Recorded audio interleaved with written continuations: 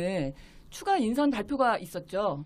그래서 간단하게 네. 소개를 좀 드리자면 부총리 겸 교육부 장관에는 김상곤 전 교육감, 법무부 장관에 안경환 서울대 법대 명예교수, 국방부 장관에는 송영무 전 해군참모총장, 환경부 장관에는 김은경 전 청와대 비서관, 그다음에 고용노동부 장관에 조대엽 고려대 교수 이렇게 5분이 장관 내정자로 발표가 되었는데요. 어떤 인사분들인지 사실 제가 좀 들어본 분도 있고 또 낯선 분도 계시고 하는데 우리 권순우 문선위원님이 정리 좀 해주십시오. 예, 저희가 이거 녹음하고 이제 올리는 시점에는 어느 정도 충분히 이제 기사가 나와 있겠지만, 네. 제가 보는 관점에서 이분들을 임명하게 된 배경보다는 의미에 제가 포인트 맞춰서 말씀 좀 드릴게요. 김상곤 전 경기도 교육감 같은 경우는 뭐 여러분들 다 아시겠지만 그 소위 무상급식, 예, 그죠? 그거를 일단 이슈화를 시켰던 분이고 그렇죠. 성공시키신 분이고, 네. 예, 그런 일단 업적이 있습니다. 그리고 무엇보다도 교육부가 사실 그동안 이제 교육 그 예산을 갖고 좀 관치 교육이라고 할까요? 예, 좀 그런 측면이 있었어요. 교육부 해체하라는 목소리가 굉장히 많았거든. 맞습니다. 네. 그런 측면에서 김상곤 교육감이 교육부가 기존에 이제 거대한 권력을 갖고 휘두르던 그런 권력을 지방교육청으로, 그러니까 각 시도에 교육감이 있잖아요. 네네. 각 시도에다가 권한을 대폭 이양을 하면서 교육부의 힘을 좀 쫙 빼버리는 그런 역할을 하지 않을까. 그래서 그 측면에서 좀 기대를 갖고 있고요. 네. 전 개인적으로 이번 인선 중에서 제일 관심이 갔던 게 법무부 장관이에요. 그렇죠. 네. 저는 개인적으로 김인혜 인하대 로스쿨 교수, 이분이 문재인 대통령하고 검찰 개혁에 관한 책을 같이 쓰셨던 분이거든. 그렇죠. 그래서 예. 혹시 그분이 되는 거 아닌가? 그렇게 해서 트윗하고 페북을 올렸는데 올리고 나서 조금 있다 보니까 이게 엠바고라면서 카톡이 찍 날라오는 거야. 올리지 말았어야 올리셨어요? 되는데. 공해질 실패. 좀만 참지, 좀만. 진짜. 그래서 바로 내려버렸지. 네. 보니까 안경환 네. 교수님, 이분이 참여정부 당시에 노무현 대통령 때 그 국가인권위원회 위원장까지 하셨어요. 서울대 법대에서 이제 헌법 법철학, 네. 예, 이런 거 좀 많이 가르치셨는데, 이게 앞으로 검찰 개혁이 핵심 과제잖아요. 그렇죠. 이분이 사실 이 역대 법무부 장관 중에 최초로 비법조인 출신 법무부 장관이 된 거예요. 예? 그렇죠. 예. 사법고시로 법조인이 되지 않은. 예, 네. 이분은 그냥 법대 교수를 하셨던 네. 분인데 최초로 비법조인, 그렇죠. 예, 비법조인 조국- 판검사 변호사 출신 아닌 그렇죠. 법무부 장관이 그거는 되었다는 조국 거. 민정수석이랑 예, 같은 결이네요. 같은, 그러면. 예. 네. 이건 뭐냐면 그 법무부를 문민화시키겠다. 검사 출신들이 법무부를 그동안 장악하고 네네네. 있었는데 법무부를 진짜 이제 검찰에서 완전히 떼내고 문민화시키겠다는 의지로 읽히고, 더군다나 이제 검찰 개혁이 중요 과제인데, 야, 검사들이 앞으로 못 깨기겠다는. 응? 왜요? 왜냐면은 다 제자들이야. 서울대 법대. 다 웬만하면 다 제자들인 거예요. 연세가 좀 되시죠? 예, 이분이 이제 68년생이었나? 70, 뭐 70이죠. 곧 70 되신 70이죠. 분인데, 예. 아니 제자들이 어떻게 진짜 한참 또 스승이시거든. 그럼요. 개기기가 힘들 거야 이제. 아. 그래서 검찰 개혁이 잘 진행될 거라는 예상을 좀 해볼 수 있고요. 네. 국방부 장관 송영무 해군 참모총장이 네. 임명했는데, 이분도 해군 참모총장 출신 국방부 장관 처음이에요. 예, 이것도 또 의미가 있어요. 지금까지는 왜냐면- 그럼 육군이었나요? 그렇죠. 국방부 장관은 주로 이제 육군이 장악을 하고 있었고, 노무현 대통령 당시에는 상군사관학교 출신도 네. 임명을 하고, 그 뒤에 공군 참모총장 출신 국방부 장관도 한 번 나왔었어요. 근데 해군 참모총장 출신은 최초예요. 그래서 육군이 좌지우지하는 우리나라 국방 정책의 네. 변화가 기대된다. 예, 그런 측면이 있습니다. 그다음에 환경부 장관의 김은경 네. 전 청와대 비서관, 이분은 혹시 저거 기억해요? 페놀 사태? 예, 예. 페놀 사태로 유명하신 분이에요. 그 페놀 사태 때 그때 이제 막 이걸 문제 제기를 하고 이슈화 시키셨던 분이에요. 예. 그래서 야, 이거 4대강 사업. MB, 그렇죠. MB 너 죽었어 이 새끼. 자, 그다음에 고용노동부 장관의 조대엽 고려대 교수님. 뭐 이분은 네. 그동안 꾸준히 문재인 대통령 옆에서 싱크탱크 네. 우리 그 운영하면서 정책 분야에서 꾸준히 문재인 대통령을 도와주셨던 분이라서 네.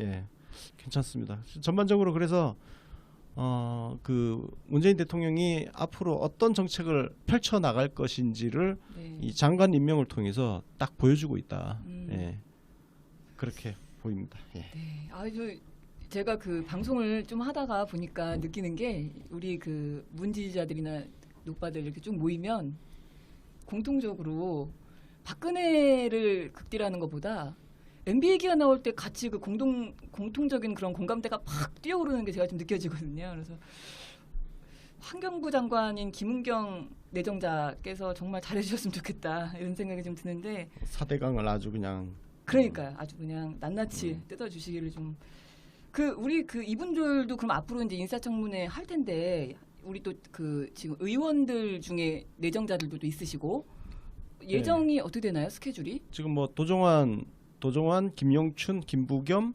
김현미 이렇게 네네. 그 의원 의원 출신 내분, 예. 네. 내부는 14일, 15일 아, 예, 청문회가 예정되어 있습니다. 네. 아직 그 지금 오늘 내정된 분들은 예, 아직은 이분들은 이제 향후 스케줄 이제 없고. 스케줄을 또 잡아야겠죠. 예. 그러면 우리 인사청문회 언제 끝날까요? 정말 예, 인사청문회 뭐 하긴 해야 되는 거고. 그렇죠. 예, 근데 이게 정책에 대한 질의가 안 되니까 진짜 정책 가지고 이야기를 해야 되는데 이제 똥을 덕지덕지 묻힌 놈 새끼들이 그러니까요. 먼지 좀 나는 거 가지고 그러니까요. 지랄하는 거 저도 보면 지금 역겨워 가지고 말이지. 보고 있으면 웃음밖에 안 나죠. 그 지난주 청문회에서 그 쏟아져 나왔던 아주 충격적인 장면들 진짜 많았거든요. 거의 그 야당 청문위원들은 제가 잠깐 그 영상 볼 때마다 만취 훌리건 같은 수준 그런 느낌을 받아요. 아무 생각도 없는 것 같고 좀 이슈화가 됐던 장면들이 좀 있었는데 혹시 기억나는 장면 있으시면 어떤 게 있을까요? 뭐 일단 그 우리 자랑스러운 원균의 후손이신 원유철 의원. 네. 예. 네. 제가 트럼프라고 생각하고 뭐 한번 뭐 이런 것도 있었고. 내가 시진핑이라고 생각해라 이런. 코미디도 아니고. 재밌는. 연극 애들이고. 연습을 왜 거기서 하려고 그러는지. 네. 아이고 참. 그리고 저는 개인적으로 뭐 누구 한 명을 거명을 하기보다는 네. 김희수 헌법재판소장님 네. 그 후보 청문회를 할 분위기가? 때 아, 뭐 주로 이제 뭐 그 이슈가 된 게 뭐 5.18 때 그 건 가지고 이제 네. 공격을 하는데 네. 저는 뭐 국민의당이나 더불어민주당 의원들이 그 얘기를 하는 것은 뭐 전 충분히 이해를 할 수가 있다. 그럴 수 있어요. 그럼요. 근데 왜 씨발 자유한국당 니놈의 새끼들이 어? 니네들이 그런 말을 할 자격이 전두환의 없잖아. 후예들이. 그러니까 어처구니가 없는 거죠. 진짜 하나도 무슨 주범 새끼들이 네. 뭐 잠깐 뭐 그 조금 연루가 됐다고 해서 네. 그 사태 주범인 놈들이 지금 김희수 헌법재판소장 후보자를 갖다가 그걸로 그러니까요. 겁박을 하는 이 그러니까 정말 어처구니 없는 상황. 염치가 없어도 어떻게 그렇게 없을 그러니까. 수가 있지? 거의 상상 초월이야. 저 진짜 깜짝 놀랐어요. 특히나 우리 5.18 때 일종의 피해자죠. 그 버스 운전하셨던 분. 그분을 모셔다가 앉혀놓고 자기네들이 아니 니네들은 거의 와. 걔네들은 전두환을 갖다가 무슨 정치적 시조로 삼고 있는 애들 아닙니까? 더군다나 자유한국당 저 정준길 대변인이 뭐 5.18 당시에 북한군 개입 의혹 해소하라 이딴 개소리를 하고 했었는데 그래놓고 그러니까. 시민 운전자 불러다가 앉혀놓고 진짜 상상 초월이야. 진짜 상상 초월이었어요. 뭐라고 얘기할 수도 없고 김희수 헌재소장 청문회에서 웃기는 일들이 그거 말고 분노하는 것도 있었고 좀 웃기는 것도 많았고 했는데 제가 또 하나 또 충격받았던 건 당황했던 건 이채익 위원이 자유한국당 자기가 DJ 정신을 거론을 하더라고요. 자기 입으로 김희수 후보한테 행동하는 양심이란 소리 들어보셨어요? 이렇게 얘기를 하는 거 보고 제가 너무 깜짝 놀라서 언제 아니 그 사람 지역구가 TK란 말이에요. 경북 지역구인데 아마 자기 그 지역구에서 행동하는 정신, 양심, 뭐 DJ 정신 이런 거 언급은 고사하고 아마 DJ 빨갱이라고 욕하고 다녔을 걸? 그럼요. 그래놓고 지금 어디다 대고 자기가 지금 자기 입으로 이 사람들의 그 몰염치의 끝은 과연 어디인가? 진짜 좀 진짜 인간적으로 진짜 와 양심이라는 게 정말. 아예 없는 사람들이구나. 철판을 깔아도 너무 깐다. 난 내가 자유한국당 소속 국회의원이면 내가 좀 겸연 쩍고 그러니까. 낯짝 뜨거워가지고 진짜. 그런 질문 자체를 못할 것 같아. 근데 이제 그렇게 인두껍에 그 저 면상에다 그러지 않으면은 네. 뭐 기본적으로 자유한국당에 들어가지 말아야죠. 그러니까요. 그런 게 되니까 이제 그 당 소속으로 뭐 의원질도 하고 있는 거고. 진짜 그냥 없애버려야 돼요. 자유한국당 그냥 없애버려야 그 돼요. 자체로서. 네, 진짜 자유한국당은 없어져야 할 정당이에요. 너무나 죄가 많아. 그러니까. 뭐 어떻게 고쳤을 레벨이 아니죠. 그 원효철 같은 경우는 어떤 사람이냐면 2002년도에 그 노무현 대통령 경선 당선되고 나서 후보 단일화 후단협 네. 나왔잖아. 네. 후단협이에요. 후단협 출신이야. 그때 원래 민주당이었어. 원효철이. 민주당이었어요? 아, 그래. 그래요? 민주당이었는데 그때 탈당하고 이해창 쪽으로 갖다 붙었지. 아 후단협 사태 때 탈당하고요. 후단협 사태가 아주 골 때려. 거기 뭐 저쪽 민주당 쪽으로만 간 게 아니고 저쪽 신한국당으로 뭐 여기저기 다 갔죠. 한나라당으로 넘어간 선수들도 몇 명 있었어. 그 중에 한 명이야 원유철이. 제일 출세한 것 같아요. 후단협 출신 중에서는. 그러게. 거기서 원내 총무도 하고 네. 원내 총무였나? 원내 대표였나? 뭐 하여튼 큰 감투도 썼잖아. 그런 그 당에서. 감투를 쓴 분이 그 수준이 연극 한번 해보자 이런 얘기 하시는 수준. 네, 대단하네요. 진짜. 뭐 옛날에는 뭐 민주당이 그런 시절이 있었습니다. 있었죠. 아유 뭐 옛날까지 안 가고. 아니 뭐 당장 국민의당 보면 알잖아요. 국민의당 보면 거기에 그러니까. 싹 우리 다들 2016년 모여 계시잖아요. 그때만 봐도 네. 우리 당 쪼개질 때 그때만 봐도 참 얼마 전까지만 해도 암담했었는데 이제는 미래가 밝습니다. 더불어민주당 네. 화이팅입니다 정말. 이책 너는 DJ 정신 얘기하려면 새누리 자유한국당에 있으면 안 되지 이 새끼야. 그러니까 탈당해서 이쪽으로 넘어오던가. 그러니까 그러니까 전체적으로 그냥 뭐라고 입에 올리기도 민망할, 그러니까 평을 하기도 민망할 정도로 수준이 일단 다들 너무 낮았고요. 청문위원들이. 뭐 또 한쪽에서는 누가 그 정우택이랑 같은 당 아니랄까봐 또 졸고 있고 막 청문회 중에 홍문종 의원이라고 아니 걔네들은 왜 그렇게 졸아? 밤에 그거 허구한 하나 날 봐. 하던가 봐. 재밌게들 뭐 저 레크레이션 하고 열심히 국정을 노시느라 논하시나? 예. 피곤하시겠죠. 예, 정말 암담합니다. 이런 수준들이 지금 계속 청문회 보고서 가지고 지금 장난질 치고 지금 안 넘겨주겠다 하고 있잖아요. 왜 이러는 걸까요, 얘네들이? 뭘 원하고? 그러니까 뭐 딜을 하겠다는 건데 자기들도 뭐 하여튼 성과를 올리자, 한 명이라도 떨어뜨리자. 지금 목표는 지금 강경화 후보자를 지금 타깃으로 한 것 같은데 그 인질로 김희수 헌재소장을 인질로 지금 잡고 있는 거지. 왜냐면은 국회에서 인준해야 되는 거는 장관들은 그냥 임명하면 돼요. 임명하면 되는데 헌재소장을 미끼로 우리 협박질을 지금 하고 있는 거지. 한 명 내놔라. 한 명 내놔야 헌재소장 해준다. 뭐 이런 건데, 지금도 김희수 후보 같은 경우는 내정자 같은 경우는 지금도 이미 헌재소장 권한 대행이야. 네, 그렇죠. 그냥 뭐 안 되면 그냥 권한 대행으로 쭉 하면 돼. 쭉 가, 쭉 그거 가. 괜찮다. 뭐 딱히 차이 나는 거 없어 별로. 그래 쭉 가고. 아, 그리고 임기 그분 1년 6개월 남았단 말이에요. 네네. 임기 끝나면 다시 연임 시키면 돼. 아. 다시 헌법재판관으로 지명해가지고 네. 다시 임기 연장시키면 되고 네. 나머지 장관들 뭐 다 그냥 임명하면 되지 뭐. 그러니까. 이게 그러니까 이런 거예요. 사실 요즘에는 뭐 이런 풍토가 굉장히 많이 좋아져서 없어진 건데 우리가 뭐 옛날에 1990년대 드라마나 영화 같은 거 보면 이런 장면 꼭 나왔습니다. 신혼부부들이 있어요. 그러면은 꼭 초반에 뭐 길을 잡아야 초반기 싸움? 나머지 결혼 생활이 편하다면서 여자 쪽이든 남자 쪽이든 뭐 엉뚱한 짓을 야 하죠. 물 가져와 뭐 이지랄하고 그러다 싸우고. 요즘에는 뭐 그런 게 거의 없지만은 없지만.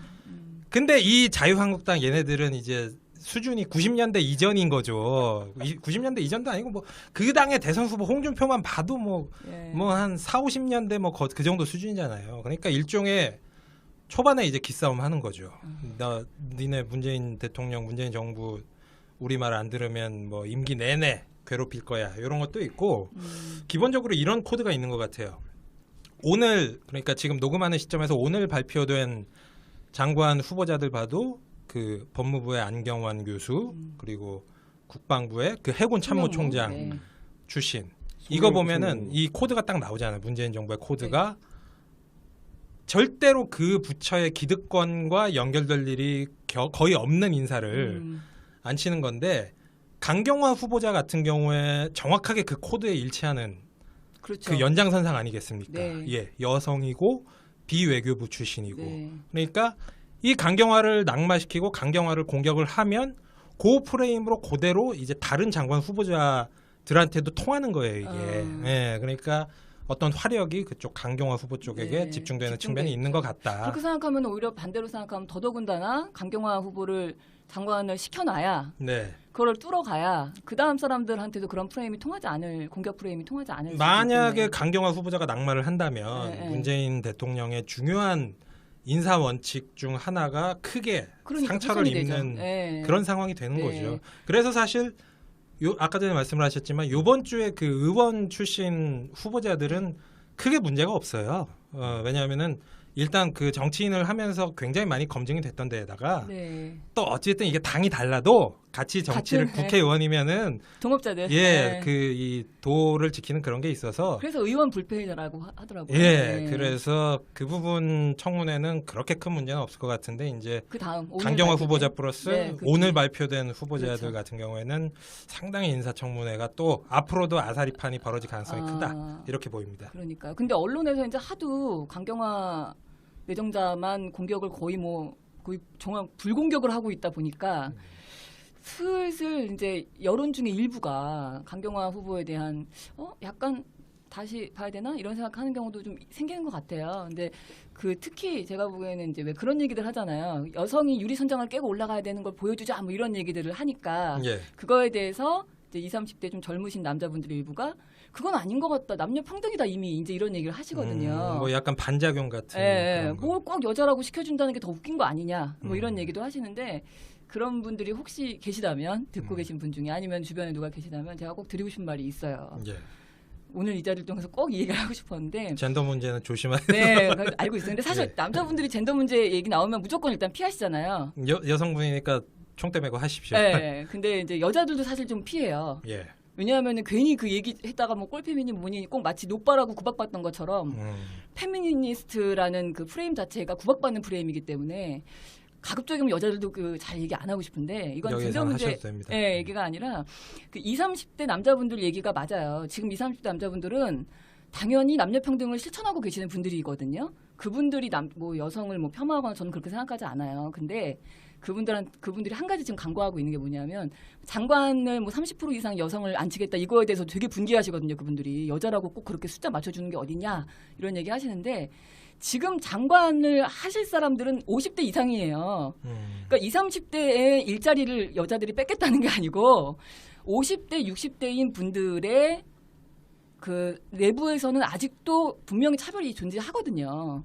그래서 그 안에서 이렇게 숫자를 맞추겠다는 거지 20, 30대 남성들의 일자리를 여자들이 뺏겠다는 게 아니니까 그 강경화 장관이 여자라고 꼭 해줘야 되냐 이런 얘기는 50대에서는 저는 조금 필요하다고 보거든요. 50대 이상인 세대에서는. 네. 그래서 그거를 조금 강구하고 계신 게 아닌가 그 말씀 오늘 좀 드려보고 싶었고요. 갑자기 젠더 얘기 잠깐 해서 죄송한데 네, 그 야당이 그래서 지금 그 힘겨루기 목적도 있고 뭐 여러 가지 그 다음 청문회에서도 강경화 후보자를 비롯한 혹은 뭐 김상조 후보자도 마찬가지지만 그 기득권 주류가 아닌 인선을 하는 이런 것들에 대해서 자기네들이 좀 깨고 싶어하는 부분이 있는 것 같은데 이 목적이 달성하겠습니까?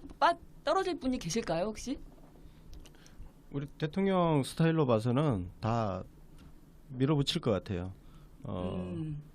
그 양보라는 게 필요할 땐 필요하지만 원칙 앞에서는 양보하면 안 되는 뭐 그런 어떤 뭐 정확한 문구는 생각 나지 않는데 타협이 원칙이지만 예, 원칙은 타협하지 않는다. 예, 맞아요. 예. 어우, 똑똑하시다.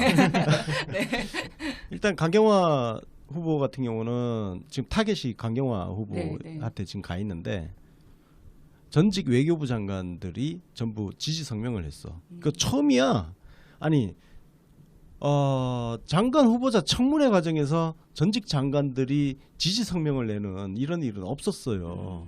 근데 그 장관들이 전부 남자들이에요, 또. 그렇죠. 네. 그리고 심지어 홍준표를 지지했던 공로명 전 장관, 네.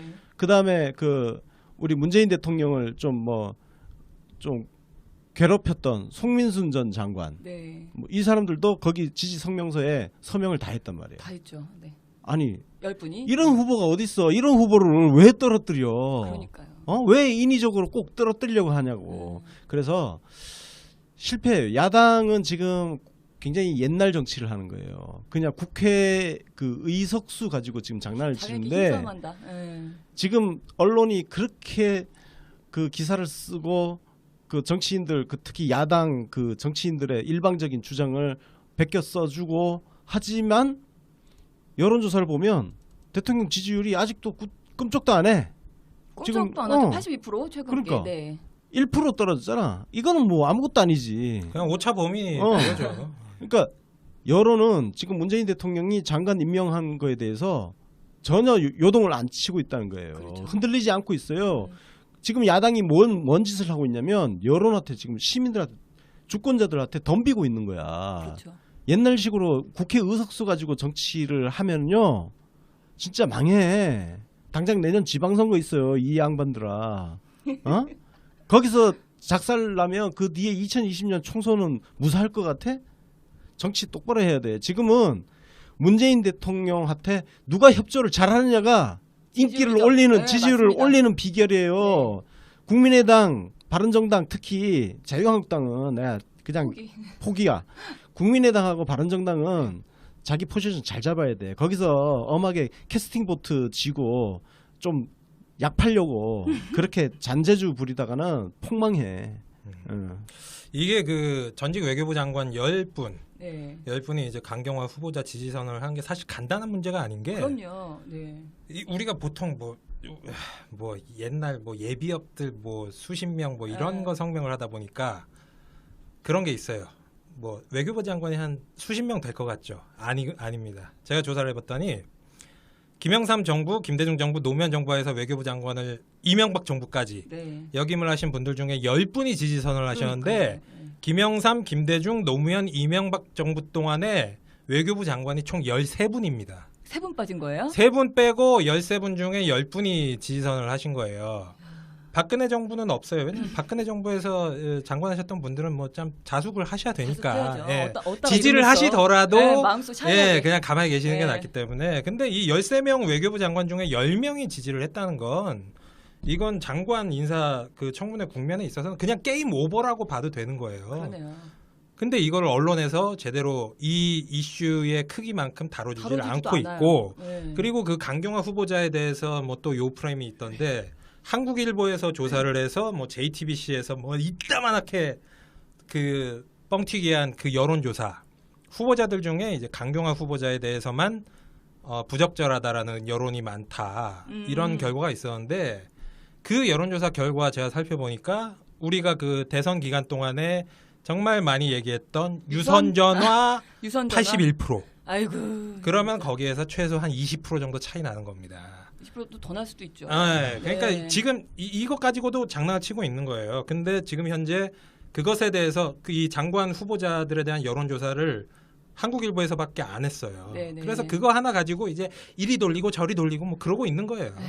아니 그래서 그런 얘기도 있더라고. 언론사에서 그 강경화 장관 후보자에 대해서 여론조사를 해놓고 안 지지 까고 있다. 높으니까 안 까고 깐다. 있다는 네. 지금 충분히, 의혹까지 예. 지금 나오고 있는 상황. 충분히 혐의를 둘만 합니다. 어. 지금 어제인가요? 저희 뭐 페이스북에도 노컷뉴스에서 그거를 간단하게 플랫폼을 만들어서 돌리긴 했는데 예. 근데 물론 그건 좀 문제가 있어요. 왜냐하면은 한 사람이 여러 번 클릭할 수 있더라고요. 인터넷 폴 같은 네. 거가 네. 예. 그런 걸 인터넷 하는 그런 거는 거는 뭐 그냥 진짜, 재미로 하는 진짜, 거고. 예. 그거를 그 지지자들 강경화 지지자들이 분노해서 그거를 링크를 엄청나게 하는 거예요. 예. 공유를. 예. 그 공유하는 걸 보면서 제가 이 사람들이 되게 화가 났다 지금. 강경화를 이제 후보로 만들겠다는 장관으로 만들겠다는 사람들이 화가 나 있다. 그거를 야당만 모른다. 이미 이렇게 화가 나 있는데. 아니 근데 이제 여론조사 그 한국 사회 여론 연구소 여기서 조사를 한 게 있어요. 여기서 조사를 한 게 있는데 여기 강경화 후보자 같은 경우는 적합하다는 의견이 48%, 부적합은 35%. 예, 그렇게 나왔네. 야, 언론에서 거기는 저기 뭐 좀 제대로 여론조사 돌린 모양이네. 네, 언론에서 그러니까. 그렇게 때리고 있는데도 선방했네요. 그 정도면. 그 방금 전에 제가 말씀드린 예, 한국일보 48대 여론조사 같은 35인데 경우에는 그러니까. 무응답이 전부 다 모든 후보자들에 대해서 30% 이상이 나온 결과입니다. 네네. 그건 뭐냐면은 이른바 좀 정치에 대해서 무관심층이 관심한 많이 사람. 예, 예. 그 포함된 그런 여론조사를 그렇죠. 한 거죠. 네. 이거는 지금 RDD 무선 78, 유선 21. 완전히 다른 여론조사라고 보면 돼요. 그렇죠. 그리고 이게 제대로 된 여론조사고 이게 제대로 했네. 요즘 세상에 유선으로 81% 때려놓고 그게 말도 여론조사 안 되죠. 결과라고 그렇게 실어놓고 또 JTBC에서는 또 그걸 갖다 대문짝하게 키워놓고 말도 안 되는 상황입니다. 그래서 그러니까 지금 보면 김희수 후보자도 적합 54.6, 부적합 22.3. 강경화도 48.1, 35.2. 다 적합이야. 적합이죠. 김동연 뭐 이미 임명장 됐고. 받았고. 네네. 김상조 공정거래위원장 65.6. 야, 그러니까 이걸 가지고 딜을 하려고 하면 작살 난다니까. 그러니까요. 지금 국민들한테 지금 자기네 개기고 있는 거야. 정치 생명 내놓고 딜하를 해야 돼요 지금. 등신들이야 등신들. 그거를 모르고. 대가리가 나빠. 아 대가리까지 나왔어요. 아니 근데 그 골치 아픈 그 야당들 중에 특히나 이제 국민의당이 이태규 의원을 비롯해갖고 지금 소위 말하는 비호남계들이 그 헛발질을 많이 하고 있잖아요 지금. 왜 이러는 걸까요? 어쩌자고? 국민의당이 잡탕이라는 게 지금 드러나고 있는 거지. 그죠? 예, 호남 사실 뭐 호남 기반으로 그렇게 먹은 거 아니에요. 거기에 비호남계가 얹혀가지고 비례로 그렇죠. 이태규 같은 경우 이태규는 비호남계도 아니고 MB계지 MB계. 이명박계지, 이명박계지. 야. 이명박한테 개 노릇하던 애가 국민의당은 도대체 정체가 뭘까요? 간수 없는 뭐. 감옥. 아니 간수 없는 지금 감옥. 박지원, 정동영 뭐 이런 쪽은 지금 강경화 찬성이고 그렇죠. 네. 당론은 또 뭐 반대쪽으로 지금 가고 네. 아주 개판이야. 완전히 아사. 어? 우리는 그쪽을 죽을 때까지 이해를 할 수 없을 것 같아. 근데 그 이제 아사리판이 대선 때부터 대선 기간부터 슬슬 이제 표면적으로 보이기 시작했잖아요. 우리 뭐 안철수 후보가 이제 확정이 되면서 사드를 찬성을 했다는데 반대를 했다는 등 뭐 아무 갑자기 다 얘기가 다르고 안철수 하는 말 다르고 박지원 하는 말 다르고 당 대표 하는 말 다르고 막 그렇게 이상하게 가기 시작했는데 그 상황이 지금 계속 되는 것 같은데 이러다가 혹시라도 국민의당이 혹시 내분되지는 않을까요? 또 탈당하거나 또 이렇게 쪼개지거나. 지금 하는 거 보면 그냥 서로 그냥 하나의 정당이 아니고 그냥 각자 플레이하는 것 같아. 그냥 서로 아이씨 너 네 할 말 하고 나는 내 할 말 하고 그런 그게 뭐예요? 아사리판. 별로 관심도 없는 것 어. 같아요. 뭐 당론이 뭔지. 어. 예, 그래가지고 그냥 각자 그냥 개인 각자 플레이 하고 떠드는 있는 거야. 거고. 알 수 없는 감옥이 딱 맞는 애. 예, 아. 이 네 분 같은 경우에는 사실 당장은 뭐 현실화되긴 힘들지만 지방선거와 총선이 가까워질수록 네. 그 호남 지역 같은 경우에는 뭐 유권자들 눈치를 볼 수밖에 없잖아요. 지금 호남에서 7% 막 8% 나와요. 예, 네. 그래서 이태규 같은 경우에는 뭐 비례대표잖아요. 네네. 그러니까 걔는 진짜 부담이 없는 애거든. 예, 뭐 그냥 개샹마 왜 해도 되는 애인데 왜 그런 이태규 같은 이명박 졸개 출신한테 왜 비례대표 그 국민의당이 거기 휘둘릴 일이 뭐가 있어? 지금 이태규가 강경화 어떻게든 지금 떨어뜨리려고 거의 뭐 강경화 전담 마크를 하고 있단 말이야. 막 말도 안 되는 소리 하면서. JTBC 뉴스룸에서 네.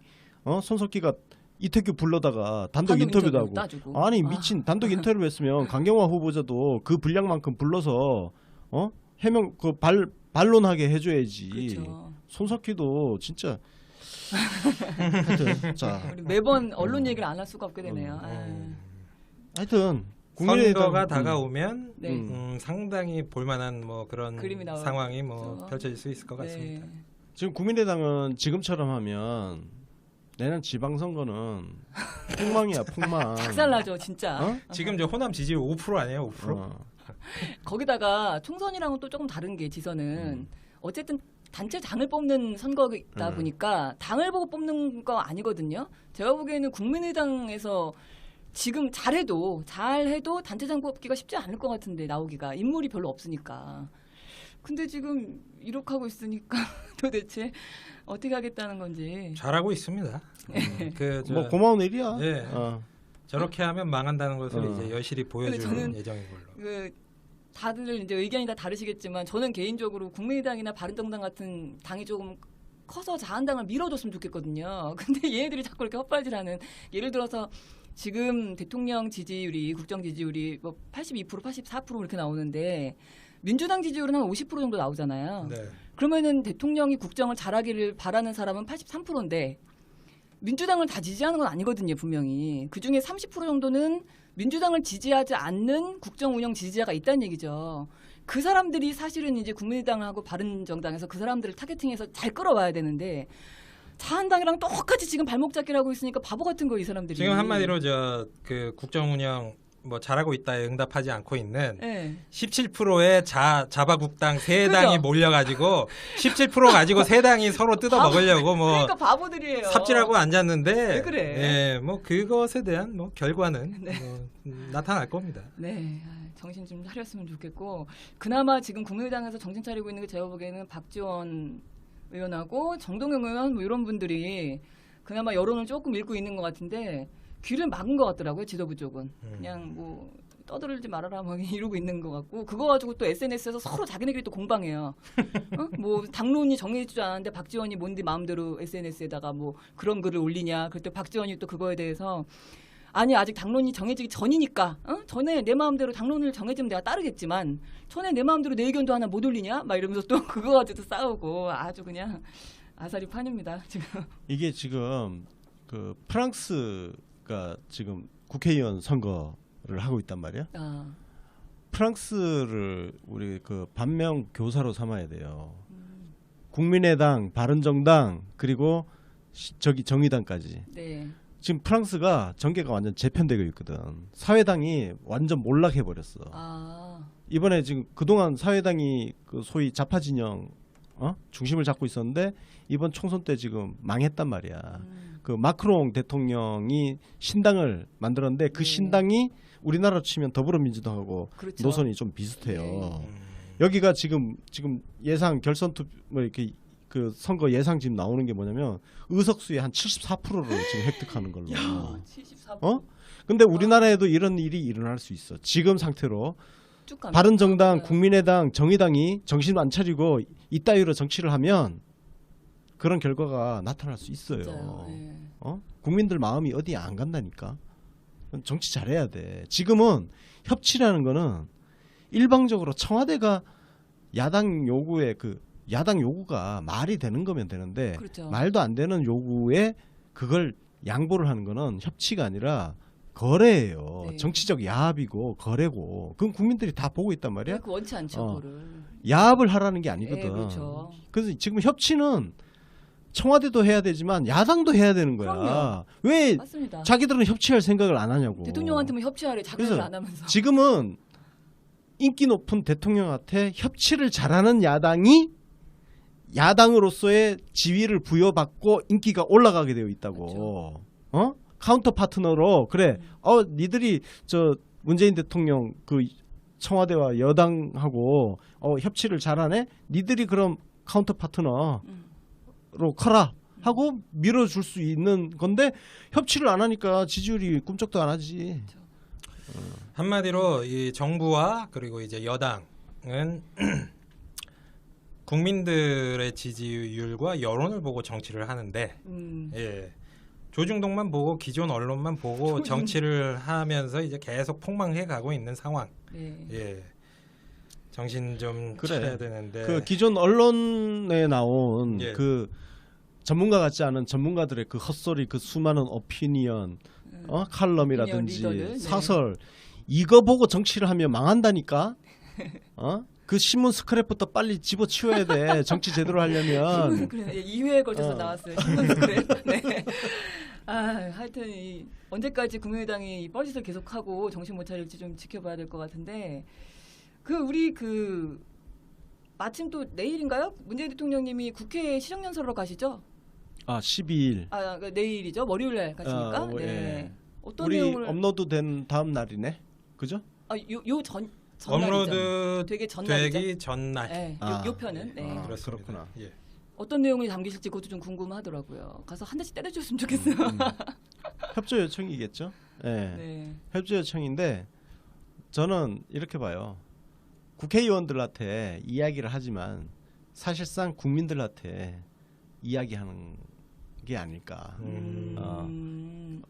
그리고 어쨌든 문재인 대통령이 이 임명한 이 장관들 인사청문회 보고서가 채택될 수 있도록 잘 협조해달라는 그 메시지가 분명히 담길 것이고, 네. 그리고 그 논거가 담길 것이고, 그리고 일부 뭐 문제 제기된 부분에 대해서 양해를 구할 것이고, 네. 그리고 인사 5원칙 있잖아요. 네. 그 부분에 대한 이제 설명도 들어갈 것 같아요. 그죠? 그 어쨌든 그게 이제 쟁점이 됐었으니까 예. 거기에 대한 구체적인 설명이 이제 들어갈 것으로 보이고, 그리고 핵심은 결국은 대국민 메시지다. 그러니까 국회의원들이 착각하면 안 되는 게 문재인 대통령이 국회 시정연설하는 건요, 국민들을 향해서 던지는 메시지예요.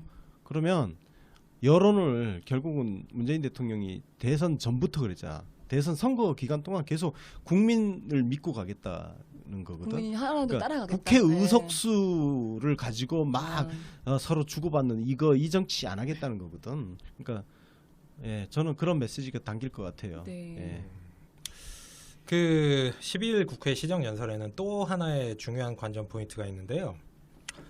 연설을 하는 문재인 대통령도 중요하지만 제가 이 자리를 빌어서 자바국당 분들한테 컨설팅을 해드립니다. 자바국장 잘 들으세요? 예, 노무현 대통령께서 그 재임 시절에 국회 시정연설 하실 때 그때 이제 그 당시 한나라당, 지금 자유한국당이랑 한나라당. 바른정당 애들 다 포함되는 거죠. 네. 대통령으로 이제 인정을 안 하는 그런 태도. 어떤 태도를 대통령 입장하시는데 일어나지도 않았어. 자리에서 이개 새들이 새들 진짜 음. 일어나지도 않고 네. 박수도 안 치고 그냥 앉아 있었어요. 계속 그냥 그냥 앉아 들어오든 있었어요. 말든. 참. 얘기하는 도중에 뭐 이렇게 겐세이 놓는 놈도 있었습니다. 어떤 그거 말을 해요? 말을 섞어요? 중간에? 뭐 그러니까 이제 제대로 듣지 않고 뭐 그냥 지들끼리 할 말 하던가. 수다 떨고? 아니면 뭔가 이제 뭐 그 얘기 딴짓하고? 중에 뭐 마음에 안 드는 부분이 있으면은 뭐 괜히 막 이렇게 한 마디씩 던지고, 한마디로 이제 시정 잡배 같은 시정 연설을 하러 가셨는데 시정 잡배들처럼 대한 건데 네. 그때는 그래도 뭐 문제가 없었을 수 있어요. 예. 지금은 만약에 그 문재인 대통령 입장에서 연설하는데 그랬다가는 그냥 제삿날 됩니다. 예. 그야말로 정말 문자 세례. 그냥 본인들이 그렇게 생각을 하고 임하세요. 본인들이 초등학생이 됐다고 생각을 하고 옛날에 저 뭐 교장 선생님이 훈화 말씀. 그러면은 오히려 초등학생들은 좀 떠들어도 돼. 네, 고등학생들 혼나죠. 그러니까 옛날에. 그러니까 각 잡고 잘 듣고 예의 지켜가지고 잘 서서 맞이하고 끝나면은 박수 치고 네. 그렇게 안 하면은 이제 이 또 무시무시한 꼭 저승을 가봐야 지옥 맛을 아는 족속들인데 예. 저승을 가봐요. 예, 그 조경태 의원의 자유한국당의 조경태 의원의 명언이었죠. 네. 예. 네. 그런 또 깨알 같은 관전 포인트가 있습니다. 예, 있겠네요. 그것에 대해서 만약에 그들이 야당이 이제 합당한 매너를 취하지 않을 경우 그 역풍은 고스란히 야당한테 갈 것이다. 당연히 갈 겁니다. 지금도 이미 가고 있어요. 기념식에서 뭐 졸았네, 자켓 앞접 똑바로 잠궈라 막 이런 거 가지고 사람들이 화를 이미 좀 내고 있는데. 그러니까. 자세에 대해서 정우택 원내대표가 앞에 자켓 풀어제키고 자고 있고 막 이런 것 때문에. 그거를 지금의 야당이 감내를 할 수가 없는 수준이에요. 사실 옛날 같았으면 정우택 뭐 대표 같은 경우에는 그냥 나 졸았다고 얘기를 할 수도 있었을 상황인데 안 졸았다고. 나 안 졸았고 그러면서 있었다. 이제 그러면서 이제 내가 자기가 변명을 해야 되니까 대통령님 연설이 너무 좋아서 이렇게 변명을 하는 거 아니에요. 그러니까 아이고야. 괜히 뭐 가오 세우려고 그러다가 매 직사하게 쳐맞고 또 뭐 연설이 너무 좋았다더니 삽소리 하지 말고 그냥 똑바로 듣고 졸지 말고 그렇게들 하시길 그러니까. 국민의 한 사람으로서 시민의 한 사람으로서 네. 컨설팅을 해드립니다. 똑똑히 지켜봐야 되겠다는 생각이 드네요. 아까 논설 위원님이 잠깐 말씀하셨지만 시민을 향해서 이제 던지는 메시지이기도 하다. 이제 그런 의미 얘기를 하시는데 저도 이제 그 부분에서 좀 공감 가는 게 말이 지금 여소야대라고는 하지만 제가 보기엔 여소야대라고 보이지 않거든요. 여대 야소예요. 지지율이 2배, 뭐 야권 다 합쳐도 지금 2배 이상 차이가 나고 지금 야대를 만들고 있는 자유한국당의 107석은 사실은 박근혜 탄핵에 대해서 책임지고 물러났어야 될 놈들이 뻔뻔하게 앉아있는 자리지 그게 지금 국민적 지지를 받고 있는 의석수가 아니거든요. 그래서 박근혜 탄핵 전에 만들어진 의석수야. 그렇죠. 그래서 그거를 생각해 보면 여소야대라고 굳이 그 정부나 여당이 쫄 이유가 없다. 그렇죠. 그냥 밀어붙여도 충분히 가능하다 저는 그렇게 보는데 밀어붙이시겠죠? 결국은? 저는 그렇게 장관이면? 봐요. 예. 왜냐면은 큰 하자가 없는데 그러니까. 그리고 청문 보고서 채택이 되면 좋겠지만 네. 안 된다고 해서 장관 임명 못할 근거는 전혀 없고 그렇죠. 그리고 그거는 하나의 절차예요. 이런 사람을 장관으로 임명할 테니 한번 그 자격이나 정책 능력 한번 검증해 주세요. 이런 절차예요. 근데 아니 이것들이 정책에 대해서는 도대체 질문을 안 해. 아니, 뭘 알아야 질문을 하지. 그거 맞다 진짜. 질문도 뭘 알고 똑똑해야 이게 뭘 아니, 물어볼지 그게 나오는 거지. 얼마나 청문회를 미리 준비를 안 해오면 누구죠? 이상돈 의원이 예. 막 물어봤잖아요. 민주당에서 김희수 헌법재판관 그 내정자한테 민주당에서 너 추천한 사람이잖아. 너 민주당에서 추천한 민주당 인사잖아. 이제 뭐 이렇게 마치 예. 무슨 어용 헌재소장이 될 위험이 있다. 막 화를 내면서 꼭 그런 건 아니다. 내 법관 인생에 대해서 그런 식으로 모욕하지 마라. 그래서 약간 발끈하셨어요. 그랬더니 아니 그래도 어쨌든 맞는 거 아니냐. 민주당 쪽에서 누가 전화해줬냐. 그랬더니 박지원이 전화해줬다고. 박지원이 전화했는데요. 그러니까 그 이상돈 의원이 국민의당이거든요. 갑자기 함구 조용해지고 할 말이 없고. 그러니까 뭐가 어떻게 되는지 전혀 그 인사에 대해서 공부도 미리 안 해오고 오죽하면 헌재소장 그 청문회에서는 거기에 그 참고인으로 나온 헌법 학자들이 의원들이 하도 말을 못 알아들으니까 거기서 헌법을 강의를 하고 계시고 그래서 막 기사에 그런 게 떴어요. 대학 뭐 강의실로 뒤바뀌어 뭐 이런 기사가 뜨고 유치해갖고 오빠 줄 정도의 수준이라 심란합니다. 심란해. 저희 정치 신세계가 네. 정부로부터 땡전 한 푼 안 받는 방송이라서 네. 이런 말 해도 되는 거겠지만 네. 사실 그 4.19 혁명 벌어지고 나서 이제 그때는 총선을 다시 한 거 아니겠습니까? 네. 그래가지고 당시에 자유당이 거의 그냥 멸망했어요. 망해버렸어요. 없어졌어요. 만약에 요번에 대통령 탄핵되고 그거 파면돼가지고 네. 총선도 다시 치렀다?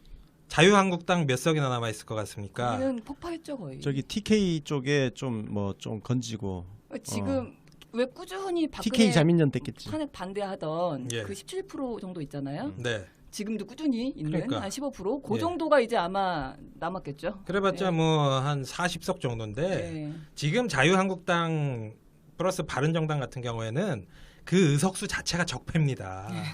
박근혜 탄핵되기 전에 그 선거 치러가지고 맞아요. 그렇지. 국민들이 제대로 된 정보를 모르던 상태에서 그렇죠. 선거를 했는데 그러니까 사기당한 거예요. 예, 국민들이. 사기당한 거예요. 네. 그거는 이제 우리가 어떤 법 체계상 지금 당장 정당 해산이나 네. 의회 해산을 할 수 없기 때문에 네. 그냥 그러고 있는 거지만 2020년 총선에서 반드시 심판하고 없애야 할 적폐가 맞다고요. 네. 그러면은 본인들이 적폐 대상이면 살아남으려면 잘하라고요. 그러니까 그때까지 지들은 그 의석수 가지고 아직 더불어민주당이 그러니까, 과반 아니니까 네. 그 의석수 가지고 지금 깽값 좀 받아내려고 지금 그러는 것 같은데 그런 얄팍한 정치 네. 글쎄 얼마나 더 즐길 수 있을지 한번 봅시다. 그러니까요. 좀 마음 같아서는 어. 우리 그 내년에 지선에서 혹시 개헌 투표가 만약에 이루어진다면 저는 그때 그 국회 해산을 걸고 싶어요 좀. 총선 다시 하는 쪽으로 네, 네, 해산하고 다시 하는 쪽으로. 아예 선거제도 싸그리 다 바꾸고 네, 네. 그때 예. 우리 선거 해가지고 뭐 대통령 임기하고 같이 맞춰서 맞추면 뭐 되죠. 해도 되고 네. 뭐 대통령 임기가 2022년에 끝나니까 그러니까 내년에 하면 딱 내년에 맞아요. 다시 총선하면 돼. 아니 맨날 좋아요. 허구한 날 뭐 네. 대통령 임기를 줄여가지고 국회의원 임기랑 맞추자 그러는데 왜? 꼭 그러라는 법이 국회의원이 어딨어? 줄여야죠. 국회의원 임기 줄여가지고 그럼. 대통령이랑 맞춰야지. 그럼요. 그리고 또 하나가 있지. 저 대통령은 탄핵을 할 수 있는데 국회의원은 그게 없어. 그러니까요. 국회의원도 주민소환제도 없고 지금. 국민들이 우리가 잘못 뽑은 것 같아. 이거 리콜할게. 리콜할 수 있게. 그것도 만들어야 어? 되고. 소환제 같은 거 네. 해가지고 뭐 그러니까 그런 저는 것도 하고. 그 주민 소환제도 그렇고 얼마 전에 잠깐 생각난 건데 비례대표도 앞으로 더 늘어날 가능성이 높잖아요. 비례대표 수 자체가. 예. 그것도 저는 한 2년에 한 번 정도씩은 재신임 투표를 해야 된다고 봐요. 음. 그래서 2년에 한 번씩 우리가 당 투표를 하면 지지하는 정당 투표하면 그것대로 의석수를 나눠 갖는 건데 네. 그거를 2년에 한 번씩 그 당에 대한 재신임 투표를 해서 그거에 대한 변화 지지율만큼 의석수를 조정하는 저 그런 것도 좀 그러니까 왜냐하면은 그 지역에서 뽑힌 의원들만 헛발질하는 건 아니니까. 예.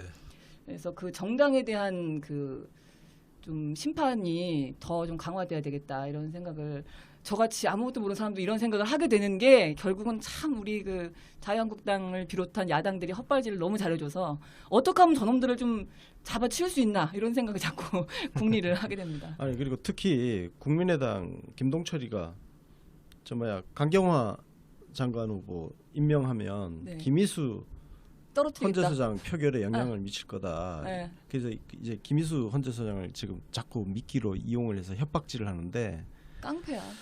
호남에서 진짜 흔적도 없이 네. 사라질 수 있어. 김동철도 지역구가 광주잖아. 그러니까 얼마 전에 어? 나왔잖아 기사 제목으로 강경화 그 반대에 뿔난 그 광주 시민들 호남에서 흔적도 없이 국민의당을 사라지게 해주겠다 막 이런. 진짜 그게 네. 진짜 현실이 될 수 있어. 근데 그거를 그분들이 약간 뻥인 줄 아는 것 같아요. 지금 그만큼 정말 분노하고 있는데. 그러니까 아직 이제 국회의원 임기가 아직도 3년이나 남았다는 거 그거 지금 믿고 그러는 거거든.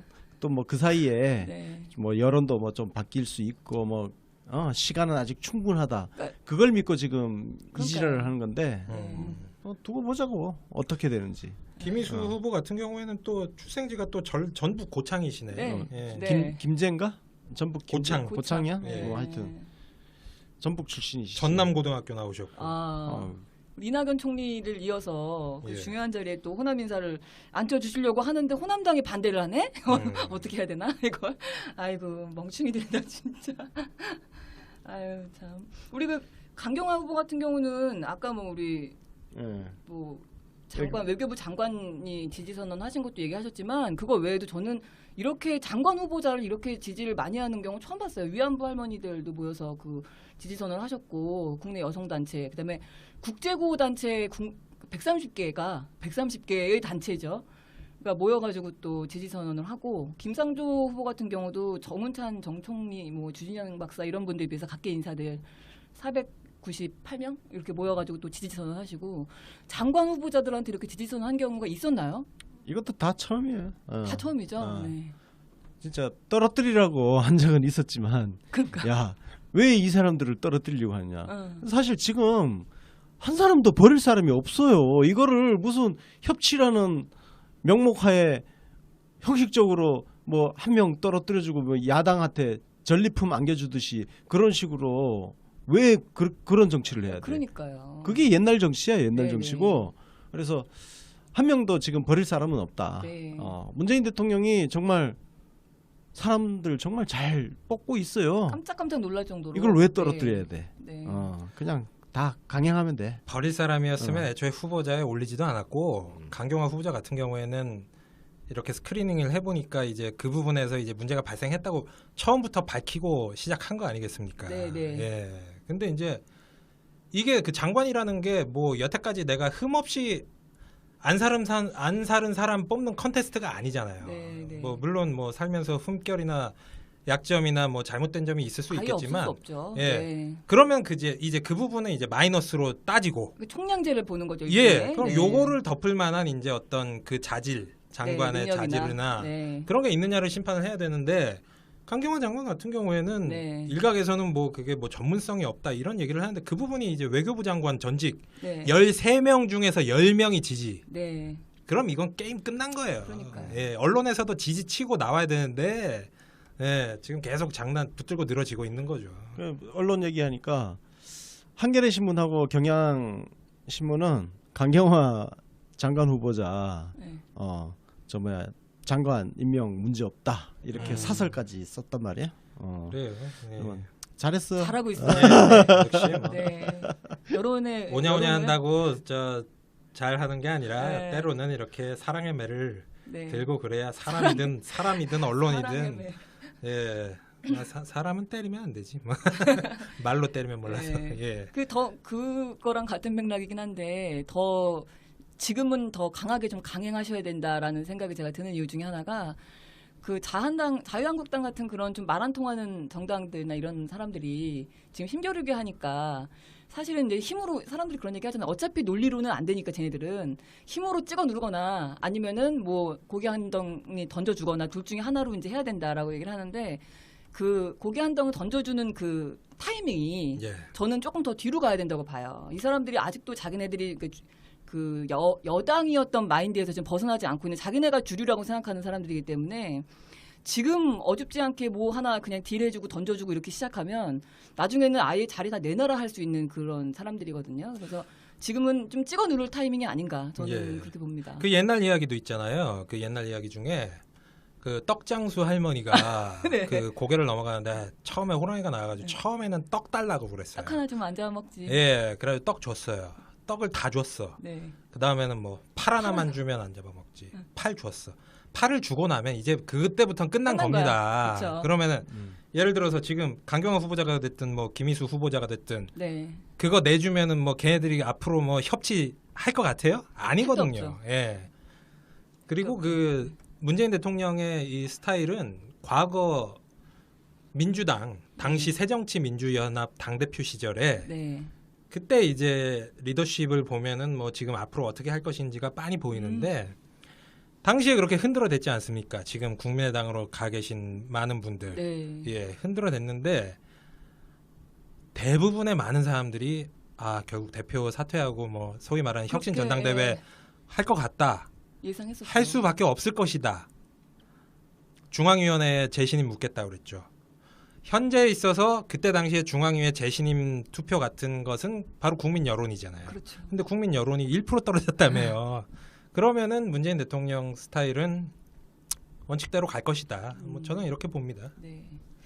물러서지 않을 거야. 네. 그럼 점점 더 여론이 뒷받침돼야 되니까 우리 문구로 오소리들이 할 일들이 많을 것 같다 이런 생각도 좀 들고요. 오늘 뭐 언론 얘기도 좀 중간중간 섞어가면서 좀 했고 네.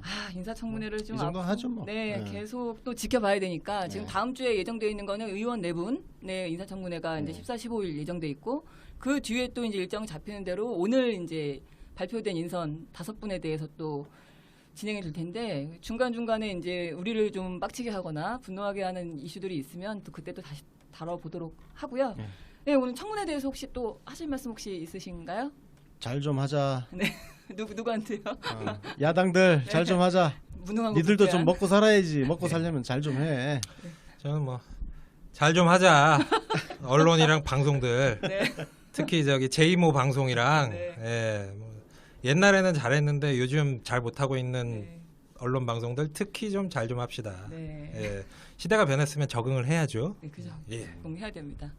그래서 오늘 잘 좀 하자를 마지막으로 얘기를 좀 많이. 전 청와대 비서관. 이분은 혹시 저거 기억해요? 페놀 사태? 예, 예. 페놀 사태로 유명하신 분이에요. 음, 그 페놀 사태 때 그때 이제 막 이걸 문제 제기를 하고 이슈화 시키셨던 분이에요. 예. 그래서 야 이거 4대강 사업 MB 그렇죠. MB 너 죽었어 이 새끼. 자 그다음에 고용노동부 장관의 조대엽 고려대 교수님. 뭐 이분은 그동안 꾸준히 문재인 대통령 옆에서 싱크탱크 네. 우리 그 운영하면서 정책 분야에서 꾸준히 문재인 대통령을 도와주셨던 분이라서 네.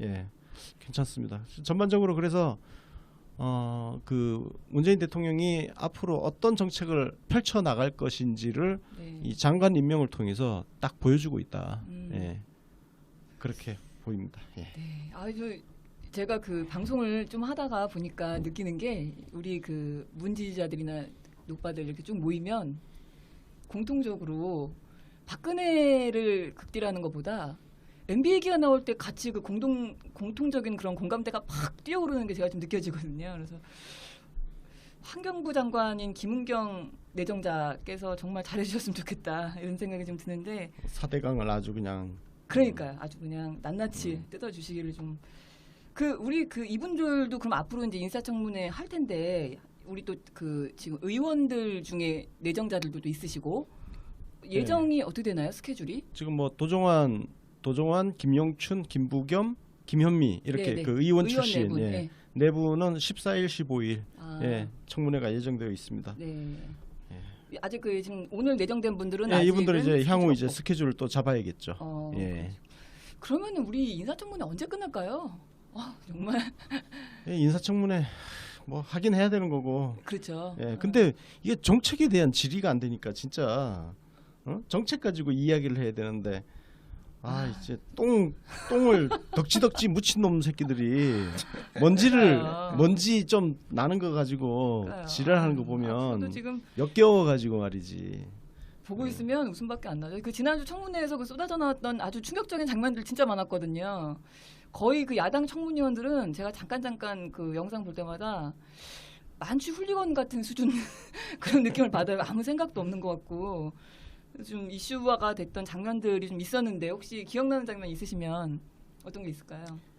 뭐 일단 우리 자랑스러운 원균의 후손이신 원유철 의원. 네. 예. 네. 제가 트럼프라고 생각하고 뭐 한번 뭐 이런 것도 있었고. 내가 시진핑이라고 생각해라. 이런. 코미디도 아니고. 재밌는 연극 애들이고. 연습을 왜 거기서 하려고 그러는지. 네. 아이고, 참. 그리고 저는 개인적으로 뭐 누구 한 명을 거명을 하기보다는 네. 김희수 헌법재판소장님 네. 후보 청문회를 할 분위기가? 때 뭐 주로 이제 뭐 이슈가 된 게 뭐 5.18 때 그 건 가지고 이제 네. 공격을 네. 하는데 네. 저는 뭐 국민의당이나 더불어민주당 의원들이 그 얘기를 하는 것은 뭐 저는 충분히 이해를 할 수가 있다. 그럴 수 있어요. 그럼요. 근데 왜 자유한국당 니놈의 새끼들이 니네들이 그런 말을 할 전- 자격이 전두환의 없잖아. 후예들이. 그러니까 어처구니가 없는 거죠. 저 진짜 화나더라고요. 무슨 저는. 주범 새끼들이 네. 뭐 잠깐 뭐 그 조금 연루가 됐다고 해서 네. 그 사태 주범인 놈들이 지금 김희수 헌법재판소장 후보자를 갖다가 그걸로 그러니까요. 겁박을 하는 이 그러니까 정말 어처구니 없는 상황. 염치가 없어도 어떻게 그렇게 없을 그러니까. 수가 있지? 거의 상상 초월이야. 저 진짜 깜짝 놀랐어요. 특히나 우리 5.18 때 일종의 피해자죠. 그 버스 운전하셨던 분. 그분을 모셔다가 앉혀놓고 자기네들이 아니 니네들은 거의 와. 걔네들은 전두환을 갖다가 무슨 정치적 시조로 삼고 있는 애들 아닙니까? 더군다나 자유한국당 정준길 대변인이 뭐 5.18 당시에 북한군 개입 의혹 해소하라 이딴 개소리를 하고 했었는데 그래놓고 그러니까. 시민 운전자 불러다가 앉혀놓고 진짜 정말 상상 초월이야. 진짜 상상 초월이었어요. 뭐라고 얘기할 수도 없고 김희수 헌재소장 청문회에서 웃기는 일들이 그거 말고 분노하는 것도 있었고 좀 웃기는 것도 많았고 했는데 제가 또 하나 또 충격받았던 건 당황했던 건 이채익 위원이 자유한국당 자기가 DJ 정신을 거론을 하더라고요. 자기 입으로 김희수 후보한테 행동하는 양심이란 소리 들어보셨어요? 이렇게 얘기를 한 거 보고 제가 너무 깜짝 놀라서 언제 아니 그 사람 지역구가 TK란 말이에요. 경북 지역구인데 아마 자기 그 지역구에서 행동하는 정신, 양심, 뭐 DJ 정신 이런 거 언급은 고사하고 아마 DJ 빨갱이라고 욕하고 다녔을 걸? 그럼요. 그래놓고 지금 어디다 대고 자기가 지금 자기 입으로 이 사람들의 그 몰염치의 끝은 과연 어디인가? 진짜 좀 진짜 인간적으로 진짜 양심이라는 게 정말. 아예 없는 사람들이구나. 철판을 깔아도 너무 깐다. 난 내가 자유한국당 소속 국회의원이면 내가 좀 겸연 쩍고 그러니까. 낯짝 뜨거워가지고 진짜. 그런 질문 자체를 못할 것 같아. 근데 이제 그렇게 인두껍의 그 저 면상에다 그러지 않으면은 네. 뭐 기본적으로 자유한국당에 들어가지 말아야죠. 예, 그러니까요. 그런 게 되니까 이제 그 당 소속으로 뭐 의원질도 하고 있는 거고. 예. 진짜. 그냥 없애버려야 돼요. 야, 자유한국당 없애버려야 그 돼요. 자체로서. 네, 맞아요. 진짜 자유한국당은 없어져야 할 정당이에요. 너무나 죄가 많아. 그러니까. 뭐 어떻게 고쳤을 레벨이 아니죠. 그 원효철 같은 경우는 어떤 사람이냐면 2002년도에 그 노무현 대통령 경선 당선되고 나서 후보 단일화 후단협 네. 나왔잖아. 네. 후단협이에요. 후단협 출신이야. 그때 원래 민주당이었어. 원효철이. 민주당이었어요? 아, 그래. 그래요? 민주당이었는데 그때 탈당하고 이해창 쪽으로 갖다 붙었지. 아, 후단협 사태 때 어. 탈당하고요. 후단협 사태가 아주 골 때려. 거기 뭐 저쪽 민주당 쪽으로만 간 게 아니고 저쪽 신한국당으로 뭐 여기저기 다 갔죠. 한나라당으로 넘어간 선수들도 몇 명 있었어. 그 중에 한 명이야 원유철이. 제일 출세한 것 같아요. 후단협 출신 중에서는. 그러게. 거기서 원내 총무도 하고 예. 원내 총무였나? 원내 대표였나? 뭐 하여튼 큰 감투도 썼잖아. 그런 그 감투를 당에서. 쓴 분이 그 수준이 연극 한번 해보자 이런 얘기 하시는 수준. 네, 대단하네요, 진짜. 뭐 옛날에는 뭐 민주당이 그런 시절이 있었습니다. 있었죠. 아유 뭐 옛날까지 안 가고. 아니 뭐 당장 국민의당 보면 알잖아요. 국민의당 보면 거기에 싹 우리 다들 2016년 모여 계시잖아요. 그때만 봐도 네. 우리 당 쪼개질 때 그때만 봐도 참 얼마 전까지만 해도 암담했었는데 이제는 미래가 밝습니다. 더불어민주당 예. 화이팅입니다 정말. 이책 너는 DJ 정신 얘기하려면 새누리 자유한국당에 있으면 안 되지, 이 새끼야. 그러니까 아, 탈당해서 이쪽으로 넘어오던가. 그러니까 그러니까 전체적으로 그냥 뭐라고 입에 올리기도 민망할, 그러니까 평을 하기도 민망할 정도로 수준이 일단 다들 너무 낮았고요. 청문위원들이 뭐 또 한쪽에서는 누가 그 정우택이랑 같은 당 아니랄까봐 또 졸고 있고 막 청문회 중에 홍문종 의원이라고 아니 걔네들은 왜 그렇게 졸아? 밤에 밤에 그거 허구한 하나 날 봐. 재밌게 하던가 봐. 재밌게들 네. 뭐 저 레크레이션 하고 열심히 국정을 노시느라 논하시나? 예. 피곤하시겠죠. 예, 정말 암담합니다. 이런 수준들이 지금 계속 청문회 보고서 가지고 지금 장난질 치고 지금 안 넘겨주겠다 하고 있잖아요. 왜 이러는 걸까요, 얘네들이? 뭘 원하고? 그러니까 뭐 딜을 하겠다는 건데 자기들도 뭐 하여튼 성과를 올리자 한 명이라도 떨어뜨리자. 지금 목표는 지금 강경화 후보자를 지금 타깃으로 한 것 같은데 그 인질로 김희수 헌재소장을 인질로 지금 잡고 있는 거지. 왜냐면은 국회에서 인준해야 되는 거는 장관들은 그냥 임명하면 돼요. 임명하면 되는데 헌재소장을 미끼로 우리 협박질을 지금 하고 있는 거지. 한 명 내놔라. 한 명 내놔야 헌재소장 해준다. 뭐 이런 건데, 지금도 김희수 후보 같은 경우는 내정자 같은 경우는 지금도 이미 헌재소장 권한 대행이야. 네, 그렇죠. 그냥 뭐 안 되면 그냥 권한 대행으로 쭉 하면 돼.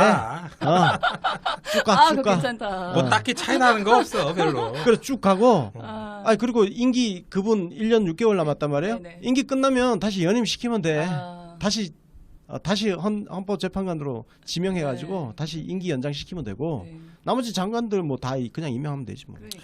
이게 그러니까 이런 거예요. 사실 요즘에는 뭐 이런 풍토가 굉장히 많이 좋아져서 없어진 건데 우리가 뭐 옛날에 1990년대 드라마나 영화 같은 거 보면 이런 장면 꼭 나왔습니다. 신혼부부들이 있어요. 그러면은 꼭 초반에 뭐 길을 잡아야 초반기 싸움? 나머지 결혼 생활이 편하다면서 여자 쪽이든 남자 쪽이든 뭐 엉뚱한 짓을 야 하죠. 물 가져와 뭐 이지랄하고 그러다 싸우고. 요즘에는 뭐 그런 게 거의 없지만은 없지만. 근데 이 자유한국당 얘네들은 이제 수준이 90년대 이전인 거죠. 90년대 이전도 아니고 뭐 그 당의 대선 후보 홍준표만 봐도 뭐 한 4, 50년대 뭐 그 정도 수준이잖아요. 그러니까 일종의 초반에 이제 기싸움 하는 거죠. 니네 문재인 대통령, 문재인 정부 우리 말 안 들으면 뭐 임기 내내 괴롭힐 거야. 이런 것도 있고 기본적으로 이런 코드가 있는 것 같아요. 오늘 그러니까 지금 녹음하는 시점에서 오늘 발표된 장관 후보자들 봐도 그 법무부의 안경환 교수 그리고 국방부의 그 해군 참모총장 네. 출신 이거 보면은 이 코드가 딱 나오잖아요. 문재인 정부의 코드가 절대로 그 부처의 기득권과 연결될 일이 거의 없는 인사를 안 치는 건데 강경화 후보자 같은 경우에 정확하게 그 코드에 일치하는 그렇죠. 그 연장선상 아니겠습니까? 네. 예, 여성이고 비외교부 출신이고 네. 그러니까 이 강경화를 낙마시키고 강경화를 공격을 하면 그 프레임으로 그대로 이제 다른 장관 후보자들한테도 통하는 거예요 이게. 예, 그러니까 어떤 화력이 그쪽 강경화 후보 쪽에게 네, 집중되는 집중돼 측면이 있는 것 같다. 그렇게 생각하면 오히려 반대로 생각하면 더더군다나 강경화 후보를 장관을 시켜놔야 네. 그걸 뚫어가야 그 다음 사람들한테도 그런 프레임이 통하지 않을 공격 프레임이 통하지 않을 수 만약에 있기 때문에. 강경화 후보자가 낙마를 한다면 네, 네. 문재인 대통령의 중요한 인사 원칙 중 하나가 크게 그러니까 상처를 훼손이 되죠. 입는 네. 그런 상황이 되는 네. 거죠. 그래서 사실 아까 전에 말씀을 하셨지만 이번 주에 그 의원 출신 후보자들은 크게 문제가 없어요. 왜냐하면은 일단 그 정치인을 하면서 굉장히 많이 검증이 됐던 데에다가 네. 또 어쨌든 이게 당이 달라도 같이 정치를 같은, 네. 국회의원이면은 동업자들. 예, 네. 그 이 도를 지키는 그런 게 있어서 그래서 의원 불패라고 하더라고요. 예, 네. 그래서 그 부분 청문회는 그렇게 큰 문제는 없을 것 같은데 이제 그 다음 강경화 발표된- 후보자 플러스 네, 그 오늘 뒤에. 발표된 후보자들 그렇죠. 같은 경우에는 상당히 인사청문회가 또 앞으로도 아사리판이 벌어질 가능성이 크다 이렇게 보입니다. 그러니까요. 근데 언론에서 이제 하도 강경화 내정자만 공격을 거의 정말 불공격을 하고 있다 보니까 슬슬 이제 여론 중에 일부가 강경화 후보에 대한 약간 다시 봐야 되나 이런 생각하는 경우도 좀 생기는 것 같아요. 근데 그 특히 제가 보기에는 이제 왜 그런 얘기들 하잖아요. 여성이 유리선장을 깨고 올라가야 되는 걸 보여주자 뭐 이런 얘기들을 하니까 예. 그거에 대해서 이제 20, 30대 좀 젊으신 남자분들의 일부가 그건 아닌 것 같다. 남녀 평등이다 이미 이제 이런 얘기를 하시거든요. 뭐 약간 반작용 같은 예, 그런 거. 뭘 꼭 여자라고 시켜준다는 게 더 웃긴 거 아니냐. 뭐 이런 음. 얘기도 하시는데 그런 분들이 혹시 계시다면 듣고 계신 분 중에 아니면 주변에 누가 계시다면 제가 꼭 드리고 싶은 말이 있어요. 예. 오늘 이 자리를 통해서 꼭 이 얘기를 하고 싶었는데 젠더 문제는 조심해야 네, 알고 있어요. 근데 사실 예. 남자분들이 젠더 문제 얘기 나오면 무조건 일단 피하시잖아요. 여성분이니까 총대 메고 하십시오. 네, 근데 이제 여자들도 사실 좀 피해요. 예. 왜냐하면 괜히 그 얘기 했다가 뭐 꼴페미니 뭐니 꼭 마치 노빠라고 구박받던 것처럼 페미니스트라는 그 프레임 자체가 구박받는 프레임이기 때문에 가급적이면 여자들도 그 잘 얘기 안 하고 싶은데 이건 젠더 여기서 문제 하셔도 됩니다. 예, 얘기가 아니라 그 20, 30대 남자분들 얘기가 맞아요. 지금 20, 30대 남자분들은 당연히 남녀 평등을 실천하고 계시는 분들이거든요. 그분들이 뭐 여성을 뭐 폄하하거나 저는 그렇게 생각하지 않아요. 근데 그분들이 한 가지 지금 강구하고 있는 게 뭐냐면 장관을 뭐 30% 이상 여성을 앉히겠다 이거에 대해서 되게 분개하시거든요. 그분들이 여자라고 꼭 그렇게 숫자 맞춰주는 게 어디냐 이런 얘기 하시는데 지금 장관을 하실 사람들은 50대 이상이에요. 그러니까 20, 30대의 일자리를 여자들이 뺏겠다는 게 아니고 50대, 60대인 분들의 그 내부에서는 아직도 분명히 차별이 존재하거든요. 그래서 그 안에서 이렇게 숫자를 추가 인선 발표가 있었죠. 그래서 간단하게 네. 소개를 좀 드리자면 부총리 겸 교육부 장관에는 김상곤 전 교육감, 법무부 장관에 안경환 서울대 법대 명예교수, 국방부 장관에는 송영무 전 해군참모총장, 환경부 장관에는 김은경 전 청와대 비서관, 그다음에 고용노동부 장관에 조대엽 고려대 교수 이렇게 5분이 장관 내정자로 발표가 되었는데요.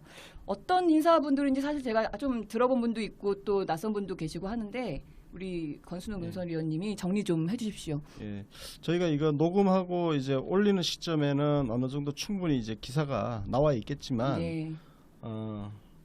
제가 보는 관점에서 그 이분들을 임명하게 된 배경보다는 의미에 제가 포인트 맞춰서 말씀 좀 드릴게요. 김상곤 전 경기도 교육감 같은 경우는 뭐 여러분들 다 아시겠지만 그 소위 무상급식, 그죠? 그거를 일단 이슈화를 시켰던 분이고 그렇죠. 성공시키신 분이고, 네. 예, 그런 일단 업적이 있습니다. 그리고 무엇보다도 교육부가 사실 그동안 이제 교육 그 예산을 갖고 좀 관치 교육이라고 할까요? 예, 좀 그런 측면이 있었어요. 교육부 해체하라는 목소리가 굉장히 많았거든. 맞습니다. 네. 그런 측면에서 김상곤 교육감이 교육부가 기존에 이제 거대한 권력을 갖고 휘두르던 그런 권력을 지방교육청으로, 그러니까 각 시도에 교육감이 있잖아요. 네네. 각 시도에다가 권한을 대폭 이양을 하면서 교육부의 힘을 좀 쫙 빼버리는 그런 역할을 하지 않을까. 그래서 그 측면에서 좀 기대를 갖고 있고요. 네. 전 개인적으로 이번 인선 중에서 제일 관심이 갔던 게 법무부 장관이에요. 네. 저는 개인적으로 김인혜 인하대 로스쿨 교수, 이분이 문재인 대통령하고 검찰 개혁에 관한 책을 같이 쓰셨던 분이거든. 그렇죠. 그래서 예. 혹시 그분이 되는 거 아닌가? 그렇게 해서 트윗하고 페북을 올렸는데 올리고 나서 조금 있다 보니까 이게 엠바고라면서 카톡이 찍 날라오는 거야. 올리지 아, 말았어야 올리셨어요? 됐는데. 공해질 실패. 아, 좀만 참지 좀만. 진짜, 씨. 그래서 아. 바로 내려버렸지. 네. 보니까 안경환 네. 교수님 이분이 참여정부 당시에 노무현 대통령 때 그 국가인권위원회 위원장까지 하셨어요. 서울대 법대에서 이제 헌법 뭐 법철학 네. 예, 이런 거 좀 많이 가르치셨는데 이게 앞으로 검찰 개혁이 핵심 과제잖아요. 그렇죠. 이분이 사실 이 법무부 장관 역대 법무부 장관 중에 최초로 비법조인 출신 법무부 장관이 된 거예요.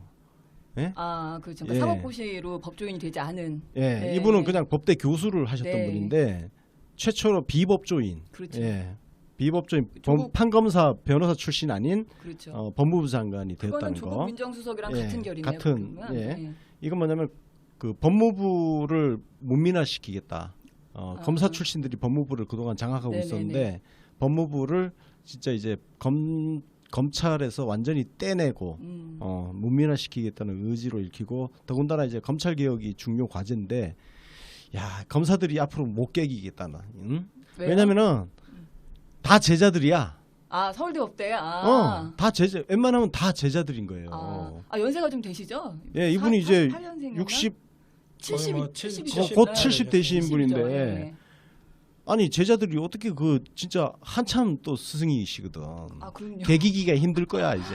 아. 그래서 검찰 개혁이 잘 진행될 거라는 예상을 좀 해볼 수 있고요. 네. 국방부 장관 송영무 해군 참모총장이 네. 임명했는데 이분도 해군 참모총장 출신 국방부 장관 처음이에요. 아. 예, 이것도 또 의미가 있어요. 지금까지는 왜냐면- 그럼 육군이었나요? 그렇죠. 국방부 장관은 주로 이제 육군이 장악을 하고 있었고 노무현 대통령 당시에는 상군사관학교 출신도 네. 임명을 하고 아, 그 뒤에 공군 참모총장 출신 국방부 장관도 한 번 한 나왔었어요. 번? 아. 근데 해군 참모총장 출신은 최초예요. 그래서 육군이 좌지우지하는 우리나라 국방 정책의 네. 변화가 기대된다. 음. 예, 그런 측면이 있습니다.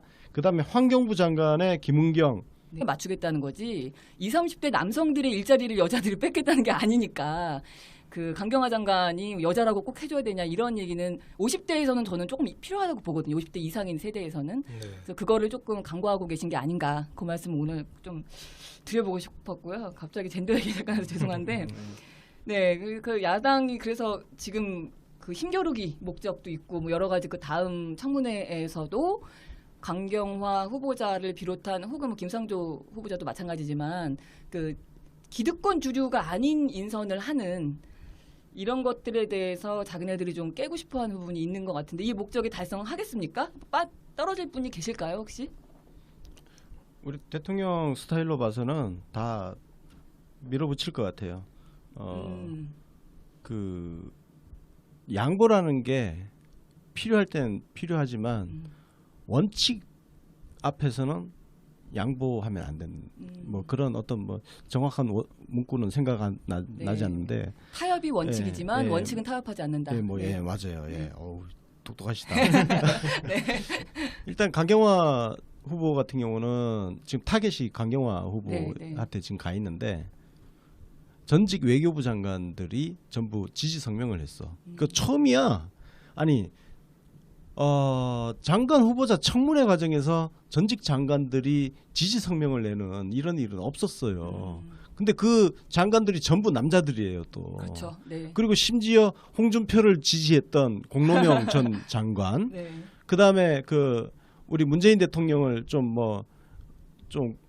괴롭혔던 송민순 전 장관. 네. 뭐 이 사람들도 거기 지지 성명서에 서명을 다 했단 말이에요. 다 했죠. 네.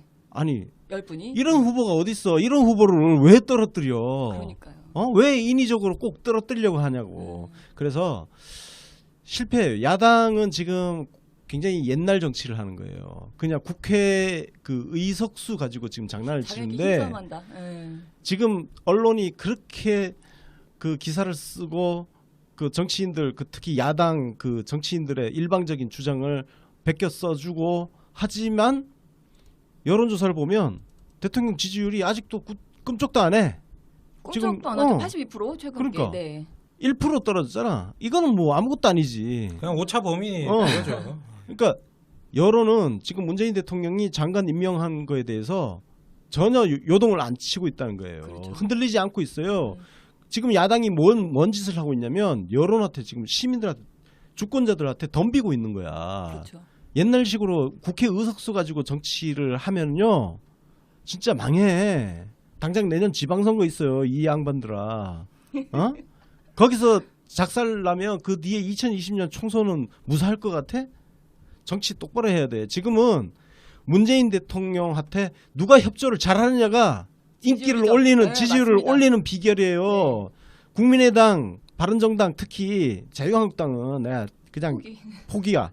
국민의당하고 바른정당은 자기 포지션 잘 잡아야 돼. 거기서 엄하게 캐스팅 보트 지고 좀 약팔려고 그렇게 잔재주 부리다가는 폭망해. 이게 그 전직 외교부 장관 10분, 네. 10분이 이제 강경화 후보자 지지 선언을 한 게 사실 간단한 문제가 아닌 게 그럼요. 네. 우리가 보통 뭐 옛날 뭐 예비업들 뭐 수십 명 뭐 이런 네. 거 성명을 하다 보니까 그런 게 있어요. 뭐 외교부 장관이 한 수십 명 될 것 같죠? 아닙니다. 제가 조사를 해봤더니 김영삼 정부, 김대중 정부, 노무현 정부에서 외교부 장관을 이명박 정부까지 네. 역임을 하신 분들 중에 10분이 지지 선언을 하셨는데 그러니까요. 김영삼, 김대중, 노무현, 이명박 정부 동안에 외교부 장관이 총 13분입니다. 3분 빠진 거예요? 3분 빼고 13분 중에 10분이 지지선을 하신 거예요. 박근혜 정부는 없어요. 왜냐면 박근혜 정부에서 장관하셨던 분들은 뭐 참 자숙을 하셔야 되니까 자숙해야죠. 예. 어디다가 지지를 이러면서. 하시더라도 네, 마음속 차려야 돼. 그냥 가만히 계시는 게 네. 낫기 때문에 근데 이 13명 외교부 장관 중에 10명이 지지를 했다는 건 이건 장관 인사 그 청문회 국면에 있어서는 그냥 게임 오버라고 봐도 되는 거예요. 그러네요. 근데 이걸 언론에서 제대로 이 이슈의 크기만큼 다뤄주지